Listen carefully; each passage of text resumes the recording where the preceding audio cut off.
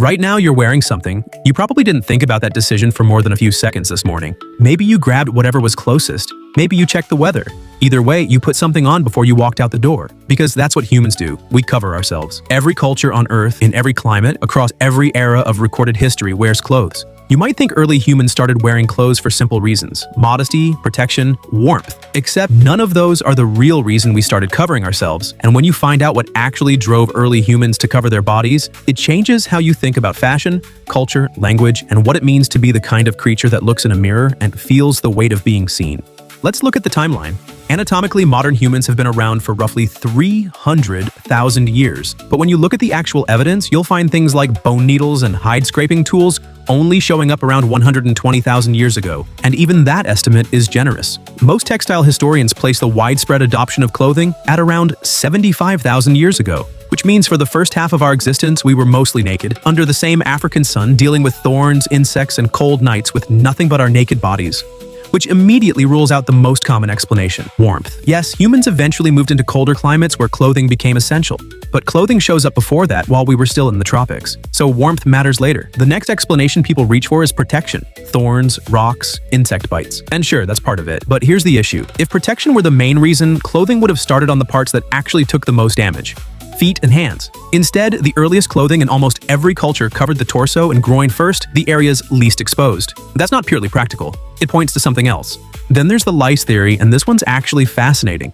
Back in 2003, a group of geneticists looked at something unexpected: lice. Not just any lice, but the split between head lice and body lice. Head lice live in hair, body lice live in clothing. They literally can't survive without fabric. So scientists traced when these two types split from each other. And that gives a clue about when humans started wearing clothes consistently enough for a whole new species to depend on it. The answer? Approximately 170,000 years ago. That's the oldest hard biological timestamp we have for clothing. Not some bone needle or a scraping tool, but because of a parasite. And that gives a clue when humans started wearing clothes, partly because something evolved specifically to live in them. But that date still doesn't tell us why. It tells us when the behavior was already established. The actual origin goes back further than we can currently measure. The reason lies somewhere deeper than fabric and needles and lice. Here's what researchers have started to argue: clothing wasn't a practical invention, it was a symbolic one. In 2009, archaeologist Ian Gilligan published a detailed analysis about clothing and how we think. He suggested that choosing to cover the body isn't just practical, it reflects a deeper kind of thinking that sets humans apart from other animals. To wear clothing, you have to imagine a future version of yourself. You look at an animal hide, picture yourself wearing it later, plan how to turn it into something usable, and then actually do it. That might sound simple, but it's not. It involves memory, planning ahead, and thinking about the future. The same kind of mental ability we use to keep promises, plan our days, or worry about things that haven't even happened yet. No other animal does this. A chimpanzee doesn't look at a leaf and think about how it could be useful tomorrow, but we did. And the moment we started clothing our bodies, we weren't just protecting skin. We were demonstrating for the first time that we could think ahead. Clothing is one of the earliest physical artifacts of the modern human mind.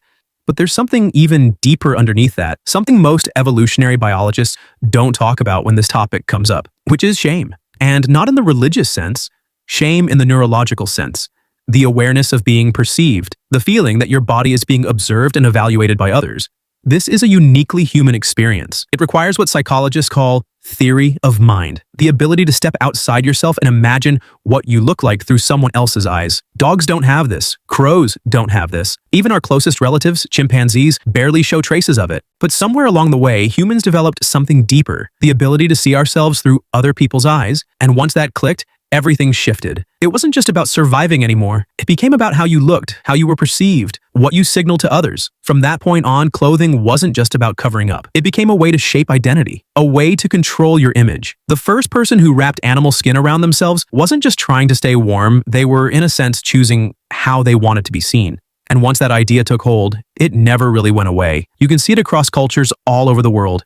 Even in places where clothing wasn't needed for warmth at all, like parts of the Amazon or the Pacific Islands. People still decorated themselves. Beads, paint, feathers, simple fibers, tattoos. Something was always there, because the body was never just a body. Because researchers studying clothing across different cultures have found something consistent. The impulse to dress seems to accelerate during periods when human social groups are becoming more complex. As tribes grew larger, as hierarchies formed, as strangers started interacting with strangers, clothing became a social technology, a system of instant communication. Before you could speak to someone, their clothing told you who they were, what group they belonged to, whether they were a threat or an ally, whether they ranked above or below you. Clothing is language. one of the oldest forms we have. And here's the part that should make you stop for a second, because it applies to you right now. You get dressed every morning without thinking much about it, but your brain is doing something ancient and deeply social every time you do. You're not just picking fabric. You're constructing a version of yourself that you want to project into the world. You're negotiating between who you are, who you want to be seen as, and what the situation requires. That anxiety you feel when you show up to something overdressed or underdressed, or when you realize you're wearing the wrong thing for the moment, that's 170,000 years of social cognition activating.